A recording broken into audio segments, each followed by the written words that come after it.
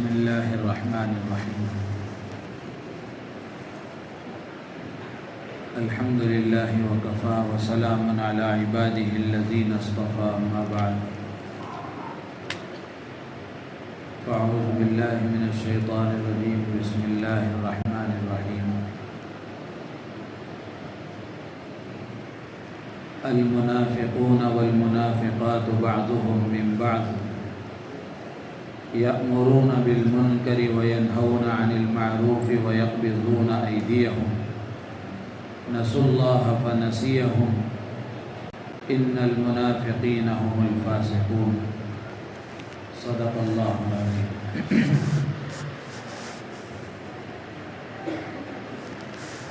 محترم بزرگ و عزیز دوستوں،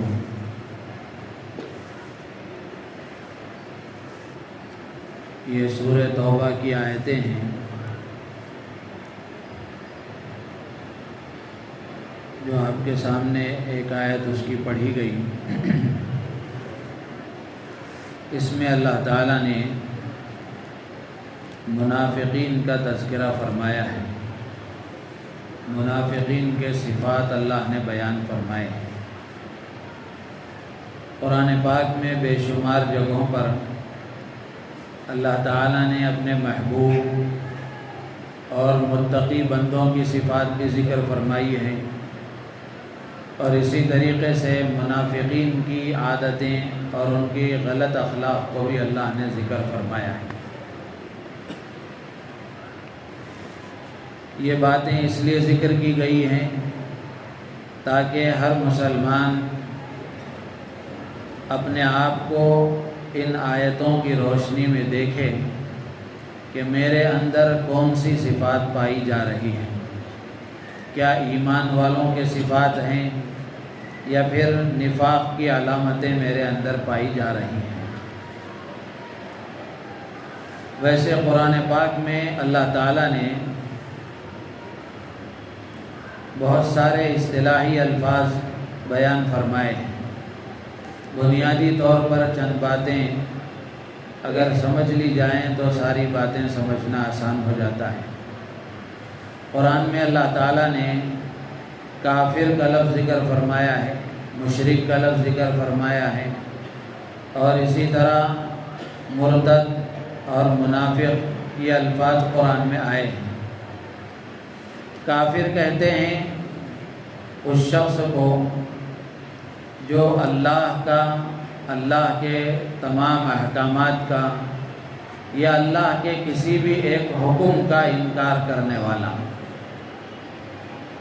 جس طرح ایمان والا ہونے کے لیے ایمان کے جتنے اجزاء ہیں ان تمام اجزاء پر ایمان لانا، ان تمام اجزاء پر یقین رکھنا ضروری ہے، اسی طریقے سے ان اجزاء میں سے کسی ایک میں کوتاہی ایمان سے آدمی کو خارج کر دیتی ہے، ایمان سے باہر کر دیتی ہے. تو اسی طرح جو اللہ کے احکامات ہیں ان احکامات میں سے کسی ایک حکم کا انکار بھی آدمی کو کافر بنا دیتا ہے.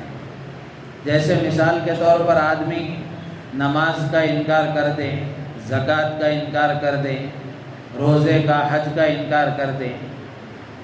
ایک ہے آدمی عمل نہ کرے تو یہ گنہگار کہلائے گا، اور ایک ہے اس کی فرضیت کا انکار کر دے تو فرضیت کا انکار کرنے والا اسلام سے باہر ہو جاتا ہے، کافر کہلاتا ہے.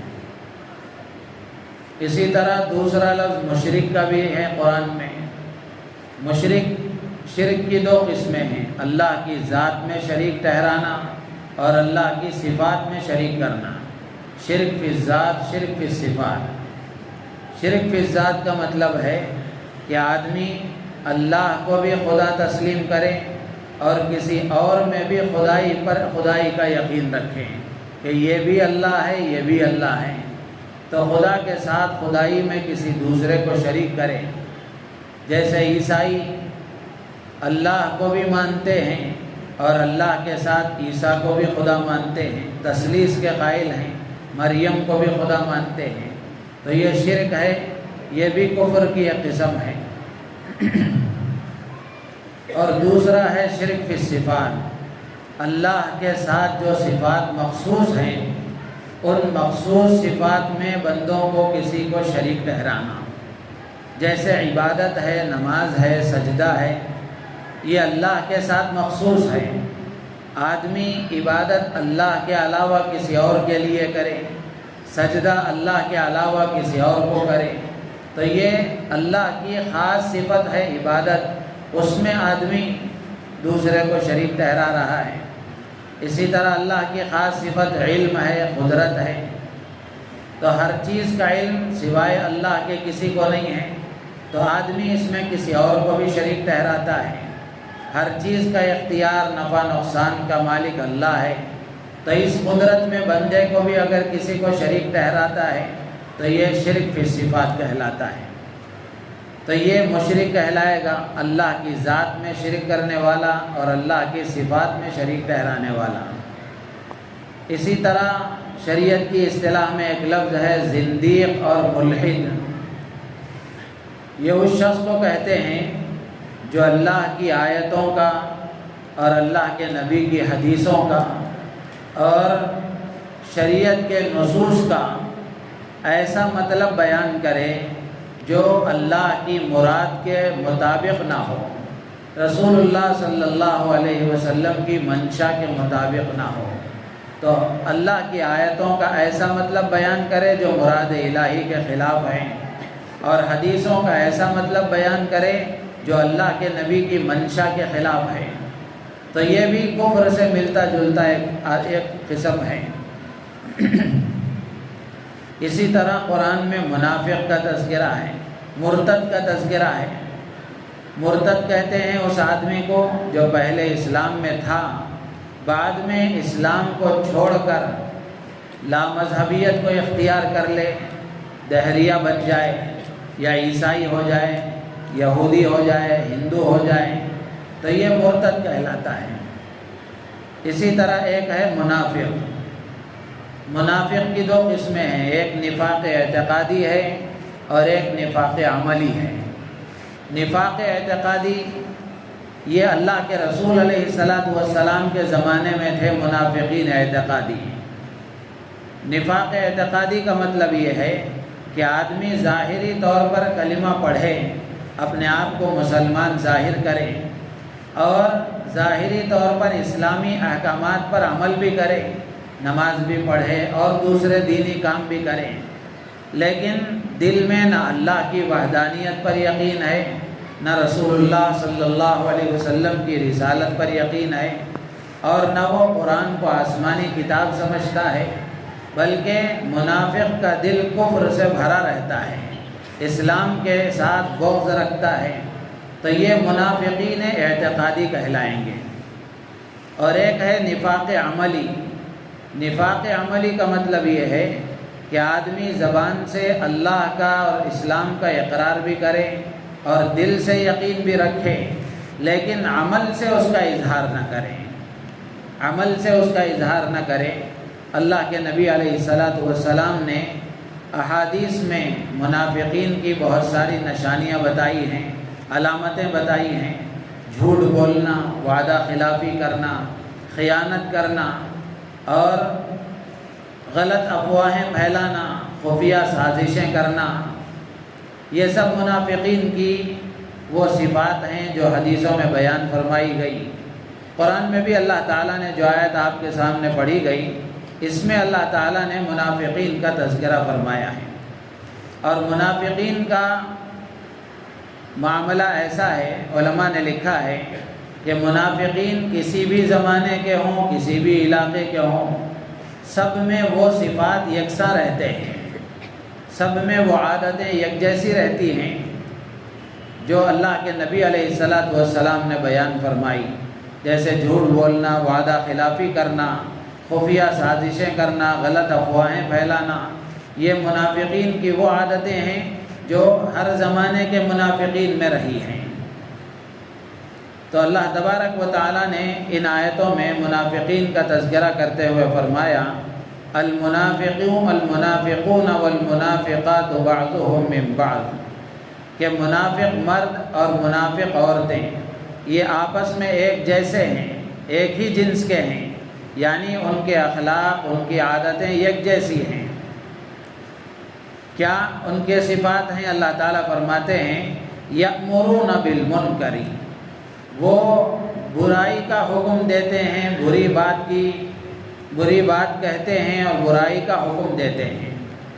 برائی کے حکم سے مراد کفر و شرک کا، جھوٹ کا، خیانت کا، اور اسی طریقے سے وعدہ خلافی کا، شرک کا، یہ ساری چیزیں منکر میں آتی ہیں کہ یأمرون بالمنکر، وہ برائی کا حکم دیتے ہیں، وینہون عن المعروف، اور بھلے باتوں سے روکتے ہیں، اچھے کاموں سے روکتے ہیں، اسلام سے، اسلامی احکامات سے اور سچائی سے وہ روکتے ہیں۔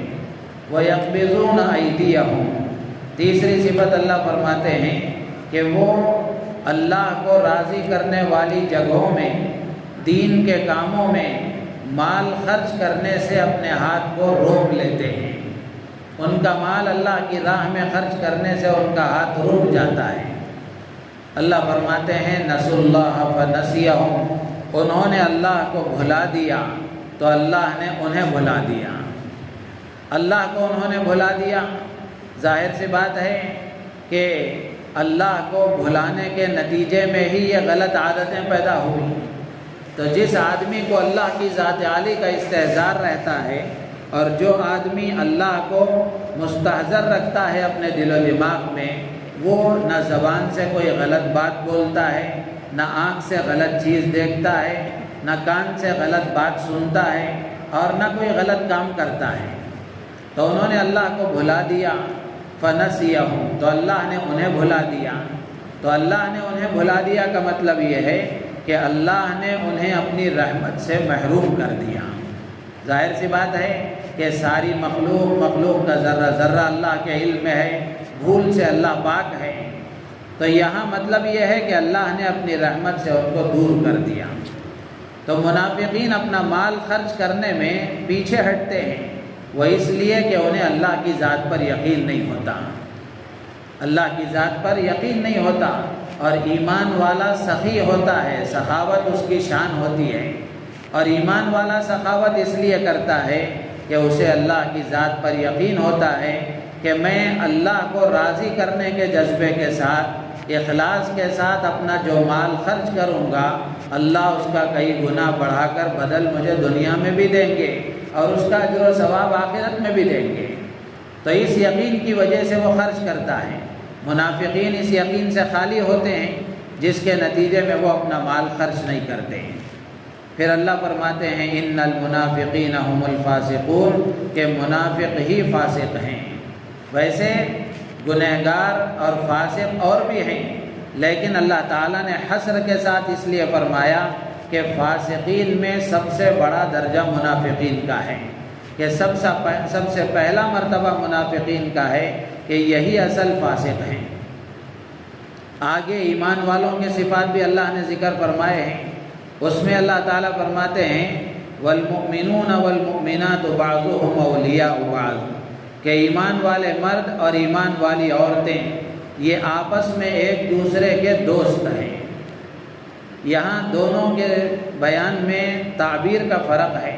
اللہ نے منافقین کا تذکرہ کرتے وقت میں فرمایا کہ منافق مرد اور منافق عورتیں آپس میں یک جیسے ہیں، اور ایمان والوں کا تذکرہ ان کے صفات بیان کرتے ہوئے اللہ فرماتے ہیں کہ ایمان والے مرد اور ایمان والی عورتیں آپس میں ایک دوسرے کے دوست ہیں۔ منافقین کے بارے میں اللہ نے ایسا نہیں فرمایا۔ تو حضرات مفسرین نے لکھا ہے کہ جہاں منافقت ہوتی ہے، جہاں دوغلا پن ہوتا ہے، وہاں خلوص، ایثار، ہمدردی، محبت نہیں ہوتی، وہاں دوستی نہیں ہوتی، بلکہ خود غرضی اور مطلب پرستی ہوتی ہے۔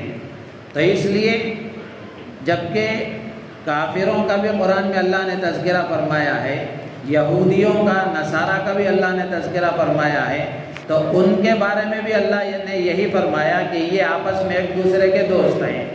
یعنی آدمی وفاداری کے ساتھ کسی غلط مذہب کا بھی پیروکار ہوتا ہے، سچائی کے ساتھ، وفاداری کے ساتھ، تو ان میں خلوص اور محبت ہوتی ہے۔ لیکن منافقین کے درمیان میں کوئی خلوص اور وفاداری محبت نہیں ہوتی۔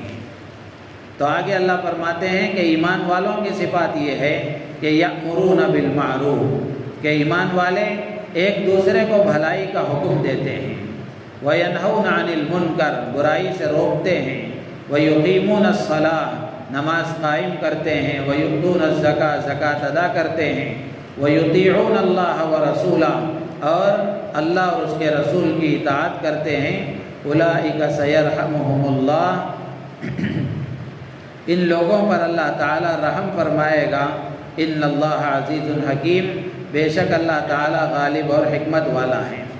منافقین کے ساتھ اللہ فرماتے ہیں کہ وعد اللہ المنافقین والمنافقات والکفار نار جہنم خالدین فیہا، کہ منافق مردوں، منافق عورتوں اور کافروں کے ساتھ اللہ نے جہنم کی آگ کا وعدہ فرمایا، وہ اس میں ہمیشہ رہیں گے۔